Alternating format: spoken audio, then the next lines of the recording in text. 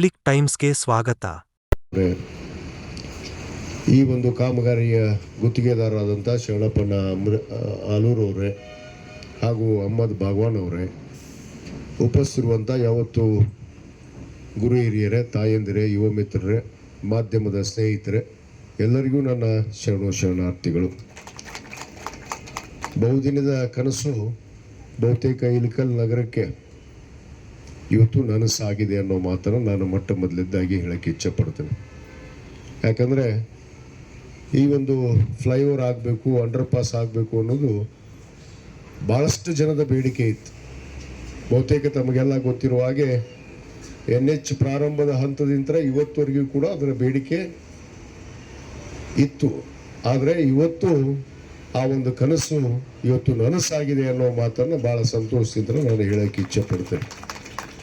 ಯಾಕಂದರೆ ಅನೇಕ ಸಾವು ನೋವಿನಲ್ಲಿ ಸಂಕಷ್ಟವನ್ನು ಎದುರಿಸಿದಂಥ ಇಳಕಲ್ ನಗರದ ಜನತೆ ಮತ್ತು ಇಲ್ಲಿ ಬರುವಂಥ ಅನೇಕ ಸಾರ್ವಜನಿಕರಿಗೆ ಭಾಳಷ್ಟು ತೊಂದರೆ ಆಗಿತ್ತು.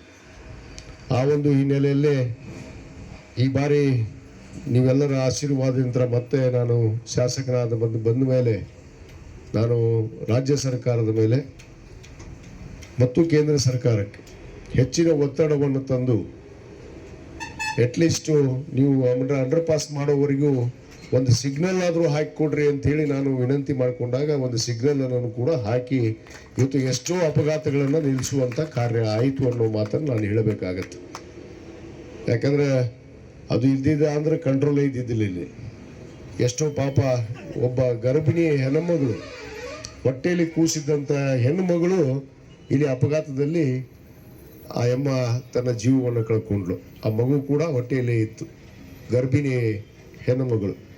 ತದನಂತರ ನಾನು ಬೆನ್ನತ್ತಿ ಸಿಗ್ನಲ್ ಹಾಕಲೇಬೇಕು ಅಂತೇಳಿ ಬೆನ್ನತ್ತಿದ್ವಿ. ಮತ್ತು ಈಗಾಗಲೇ ನಮ್ಮ ಸಂಸದರು ಹೇಳಿದ ಹಾಗೆ ಅವರು ಕೂಡ ಇವತ್ತು ಕೇಂದ್ರ ಸರ್ಕಾರದಿಂದ ಒಂದು ಹೆಚ್ಚಿನ ಆಸಕ್ತಿಯನ್ನು ತಗೊಂಡು ತಕ್ಷಣ ದುಡ್ಡನ್ನು ಬಿಡುಗಡೆ ಮಾಡಿಸಿ ಇವತ್ತು ಈ ಕಾಮಗಾರಿಗೆ ಅವರು ಕೂಡ ಭೂಮಿ ಪೂಜೆಯನ್ನು ನೆರವೇರಿಸಿದ್ದಾರೆ. ನಾನು ಇಳಕಲ್ ಜನತೆಯ ಪರವಾಗಿ, ಸಮಸ್ತ ಹುಣಗುಂದ ಜನತೆಯ ಪರವಾಗಿ ನಾನು ವಿಶೇಷವಾದ ಧನ್ಯವಾದಗಳನ್ನು ನಾನು ಮಾನ್ಯ ಸಂಸದರಿಗೆ ಸಲ್ಲಿಸಕ್ಕೆ ಬಯಸ್ತೇನೆ. ಇನ್ನಷ್ಟು ಸುದ್ದಿಗಳನ್ನು ನೋಡಲು ಪಬ್ಲಿಕ್ ಟೈಮ್ಸ್ ಸಬ್ಸ್ಕ್ರೈಬ್ ಮಾಡಿ, ಬೆಲ್ ಬಟನ್ ಒತ್ತಿ.